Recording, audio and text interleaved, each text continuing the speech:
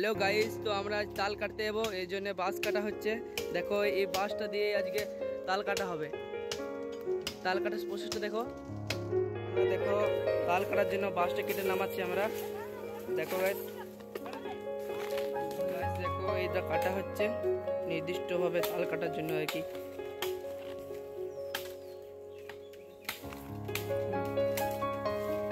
তাল কাটার উদ্দেশ্যে বেরিয়ে গেলাম। দেখো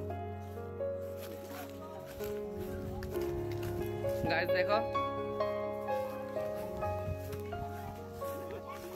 দেখো গাইস, আমরা বাসটা দেখো কিভাবে নিয়ে যায়। দেখো এই তো দেখো সব ছেলেগুলি যাচ্ছে, এই দেখো আমার পাশে আছে গাইস। দেখো এই তাল গাছটাতে আমরা উঠবো। দেখো এইটাতে তাল কাটা হবে আর কি। বাসটা কিভাবে উপরে উঠে যাবে। এই গাছ আছে, এই বাসটা দেখো উপরে, দেখো উপরে একদম এই গাছটা দেখতে পাবে। দেখো গাছ, গাছটা আবার ছাই দেখো, মানে তাল গাছটা ছাই দেখো। দেখো